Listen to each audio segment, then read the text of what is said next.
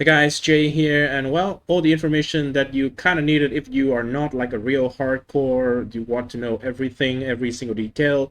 I think the basic stuff is covered in the thumbnail of the video. Probably it is one of the reasons why you click in the videos in the first place.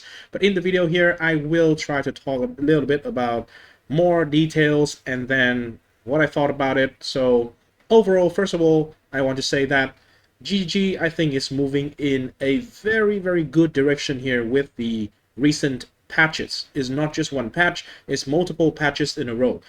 The one direction that I really, really, really like, and also is kind of new to the dev from GGG, is in POE1, there is often the problem that they just rush out content first and think about quality of life later. So a lot of the times, stuff come out and feels really annoying, even though they are good content, but they feels really annoying to deal with a lot of the time. Sometimes they got fixed quickly after that, and sometimes they take quite a while to actually got fixed. But in the recent time, we can see that POE2, the dev seems to be like paying attention and trying to fix a bunch of quality of life, even though they are not like things that people are like crying out about a lot. People are crying about different matters. But anyway, I think they are doing some good stuff. Most of the changes lately are very, very positive. To be fair, they are doing a bunch of buffs, so it's natural that we feels like it is positive overall. Anyway, let's get to the actual details of the patch here. So I will not go into every single line, but hey, first of all, endgame reward. So basically, this means we have more loot. That's about it. Second, unique items. So first of all, they improve the drop rate of really rare unique items. So we are talking about the Astra Mantis, the like the tier 1, tier 0 unique, the shield, the Shinobok pillar, the shield, those kind of items, they are going to have more drop chance basically, because right now, even in the extremely volatile economy of the softcore trade league in Dawn of the Hunt, there are very, very few of these items on the market. Like way too few compared to the number of players who are still playing. So this is a very good change. Also, they are adding a bunch of new exciting and chase uniques. So hey, more stuff to play with. Hope that not all of them are actually just really rare, because that would sucks for people who are not grinding hard like me but really want to try out new things. So hey, this is whatever for me, but I think overall is a very, very good addition, right? They are adding more items even though it is not like a big patch release or something. Crafting socketable. I have mixed feeling about this. Socketable does not feels like crafting bench. But, hey, it is what it is. They are adding new runes here. I do firmly believe 22 new runes here is probably like 7 runes with 3 tiers each. It is like GG numbers. We always see it. I would be very surprised if they actually get 20 different affixes on the 20 runes, and then 3 tiers for those 22 runes, right?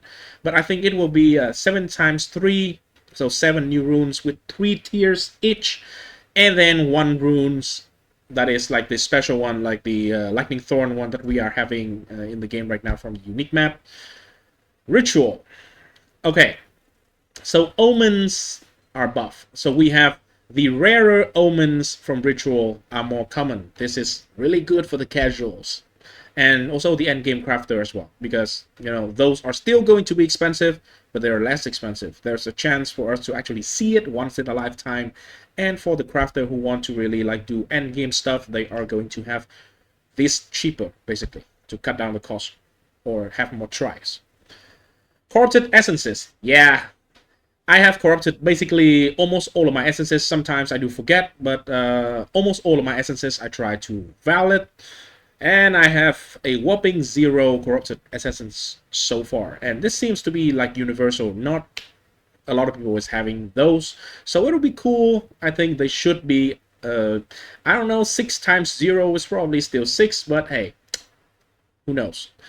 Rogue Exiles. This is probably my favorite things in the game right now in terms of like in-game content. It is really cool thematically, and it has so much potential to be so good. I do sincerely hope that they keep looking at this one. They do not like just leave it out. I hope they just have the balance for the loot of the exiles and the difficulty of the exiles to a sweet spot. I think it will be probably one of the coolest thing in the game. It does not feels like you have to slow down, you have to select anything. It just in your face. It happened and you deal with it. That is my favorite kind of content. I don't want to put down the explosion for the expedition in maps that much. Ritual is okay, we just click once. So Exiles is more like streamlined or seamless content. I like it. I do hope that they actually buff Exile to where it should be. More difficulty is okay too, by the way. Okay, this is the Rogue Exiles. Twisted Domain. So basically, right now, Twisted Domain, which is the Bridgestone encounter, sucks. It doesn't have any good thing that can drop from it. There's technically like one good thing that can drop from it, but it is very, very rare. So they are improving the general loot that we are having from like killing the monster, and also that raised the difficulty by a little bit, not too much by the way. They are just adding more rare monster into the Bridgestone pretty much. Here increased the rare monster that spawn, so it is slightly more difficult, but it's not going to be the end of the world if your build is good. If you are blasting through the Bridgestone content like tier 4, it should be just generally okay. Overall, it is a buff to the loot, which is, hey, feels good. Expedition logbook.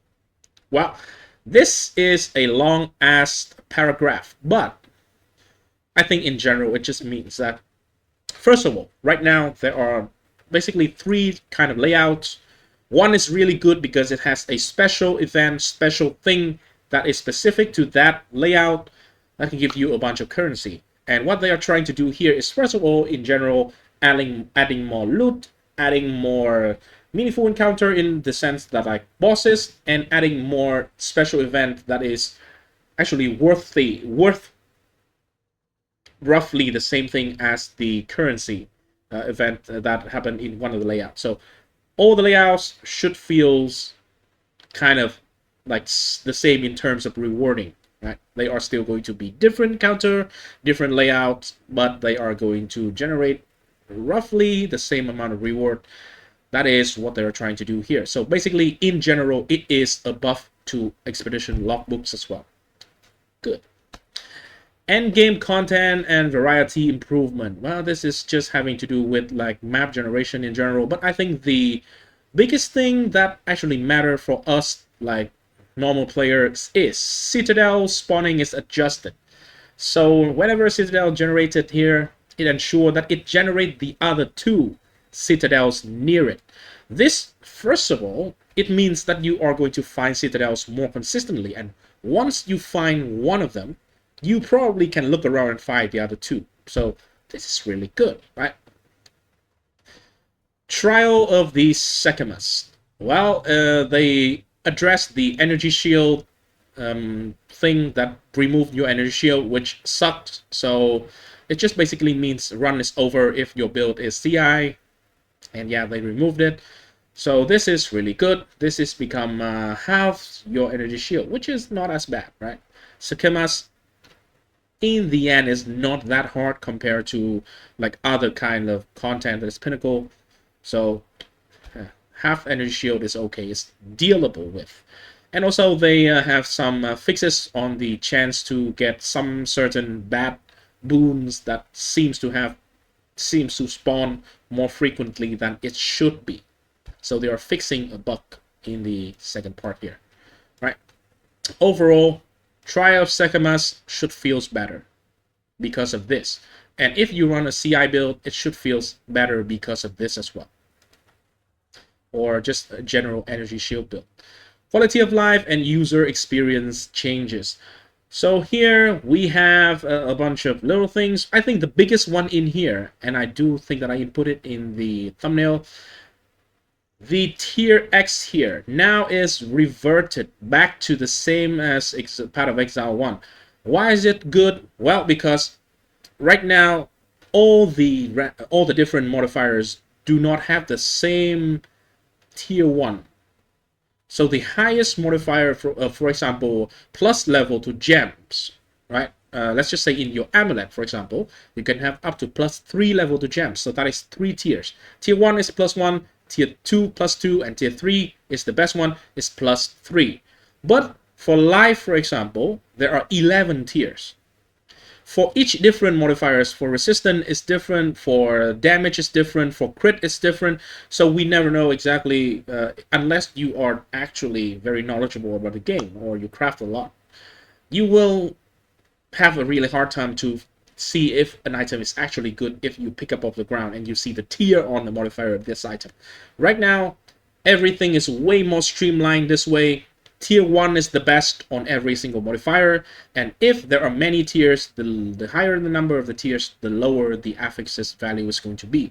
So tier 1 life, tier 1 ES, tier 1 evasion, tier 1 gem level, tier 1 damage, all are going to be the biggest number, right? So tier 1 is goated. Anyway, that sums up everything. Thanks for watching. I hope you do enjoy the game still. And hey, if you do, leave a like and subscribe to the channel. And I will see you in the next one. Peace. Remember, play the game. Do not let the game play you.